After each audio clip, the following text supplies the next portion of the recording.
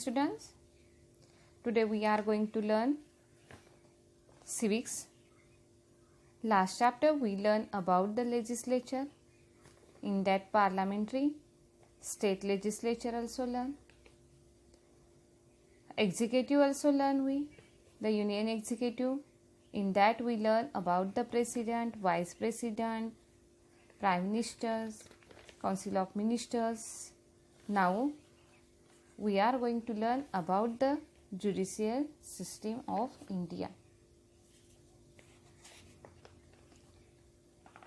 Along with the legislature and the executive, the judiciary too is an important organ of the government.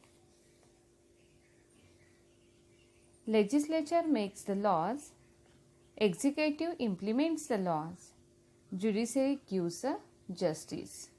In this chapter, we will learn how judiciary work to give justice and thereby helps in removing injustice in a society and establish the healthy society.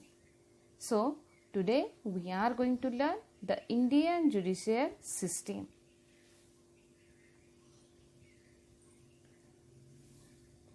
But before that, let us understand why giving justice is necessary. Opinions, thoughts, perspectives, beliefs, faiths, and culture differ from persons to person. Here, perspective means opinions. If people are tolerant, they can avoid conflicts. But if differences of opinion are very sharp, they may lead to conflicts. They should be resolved impartially and in accordance with the laws. And for that purpose, judiciary necessary. Role of judiciary: conflicts of interests may arise between individuals and the government. A decision or a law made by the government may seem unfair to the people and they may approach the court for justice. Second one, the government tries to implement the objectives of social justice and equality laid down in the Constitution. The judiciary, through its decisions, in certain cases or thoughts active involvement, can support the government. The court can help to bring the weaker sections of society, women, children, differently able and transgenders into a mainstream of the society. When the common man benefits from the values of freedom, equality and justice, it leads to the widening and deepening the democracy. This is necessary for strengthening of democracy. The rule of law is protected by the judiciary. The law treats everyone equally. Rich, poor, developed, backwards, men and women, all are equal before the law. Judiciary helps to protect the rights of people. Conflicts are resolved in accordance with law, and law prevents emergency of repressive and authoritarian groups and individuals. Structure of judiciary. India is the union of states. The center and the constituent states have the separate legislature and executives. But there is one judicial system for the whole of India. There is no division of courts between the center and the constituent states. This means that judiciary in India is an integrated system. The Supreme Court is the apex court under which there are high court, and the high courts control the district courts, following which there are lower courts which are at the bottom of this structure. Now we are going to learn about the Supreme Court. The Chief Justice of India heads the Supreme Court of India. The President appoints the Chief Justice of India and other judges of Supreme Courts. By conventions, the senior-most judge of Supreme Court is appointed as the Chief Justice. The President appoints the Chief Justice of India and other judges of Supreme Court. The judiciary should not work under any kind of pressure.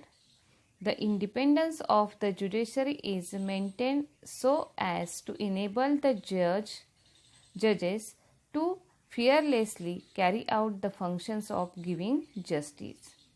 The work of giving the justice.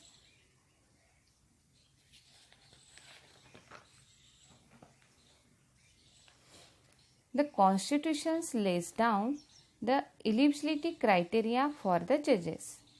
The legal expert or one having served as the High Court judge or an experienced advocate is considered eligible. Judges are appointed by the President. This helps to avoid any political pressure. Judges enjoy security of tenure, means period. They cannot be removed from the post of tribal reasons or for political motives. The retirement age of judges of the Supreme Court is 65 years, while for High Court it is 62 years. The salaries of judges are drawn from the Consolidated Fund of India. No discussion tasks placed on these issues in the Parliament. Personal criticism cannot be made on judges for their acts and decisions. Contempt of court is considered a punishable offence. These not only protect the judges from the misguided or wrongful criticism, but also preserve the independence of the judiciary. The Parliament cannot discuss the decisions of judges. The Judicial Activism. Traditionally, the courts settle the disputes whenever they are approached for that purpose. In the last few decades, this image of the court has undergone a change, and they have become increasingly active. This means that the court not seeks to fulfill the constitutional goals of justice and equality.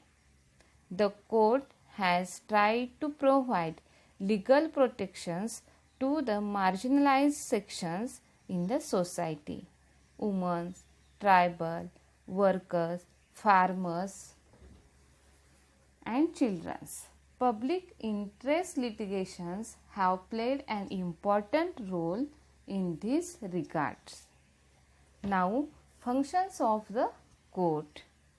As a federal court, it has the responsibility to settle disputes between the center and the state on one side and the state on the other.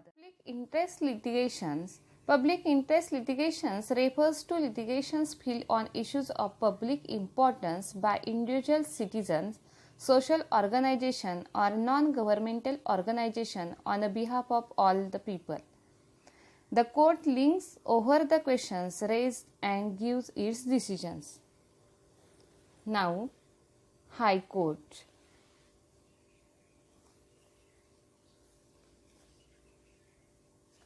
The High Court, the Indian Constitution confers the Parliament with the power to establish a High Court in each constituent state in the Union.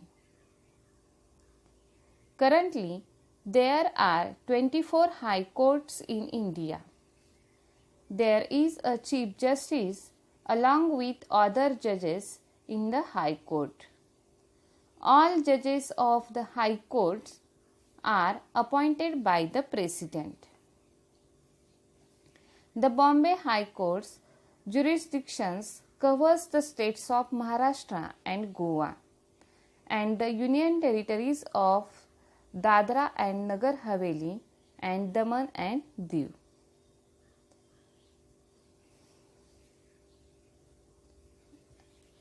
The two other such examples were the High Courts has the jurisdictions over more than one state and the list of High Courts in India that all students you find.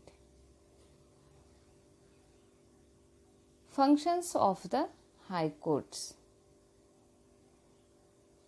to supervise and maintain control over the lower courts in its jurisdiction. Authority to give orders to protect fundamental rights. The governor seeks the advice of the High Courts while appointing judges in the district courts. Now, district and lower courts. District and lower courts. These are courts at the district and tehsil means taluka level. The people generally go to these courts. Every district court has one district judge. Now, the branches of law in India. There are two main branches of law. First one, civil law, and second one, criminal laws. These are the two main branches of law. Now, civil law. This law deals with conflicts which affect or interfere with the rights of a person. For example, conflicts regarding land and property, rent agreement, divorce, etc. After filing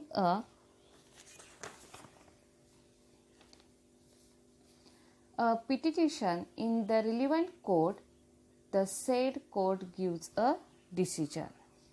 Now, criminal law. Serious crimes are dealt under criminal law. For example, theft, robbery, murders, etc. In these cases, the first step is to file a first information report with the police. The police investigates the matter and then the petition is filed in the court.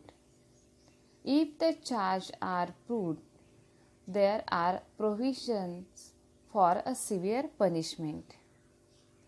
The Indian judiciary had made a significant contributions in the developments of the country. Common people have a lot of respect and trust in the judicial system. The judiciary in India has protected individual freedom, the federal system and the Constitution of India. Courts have played an important role in strengthening a democracy in India.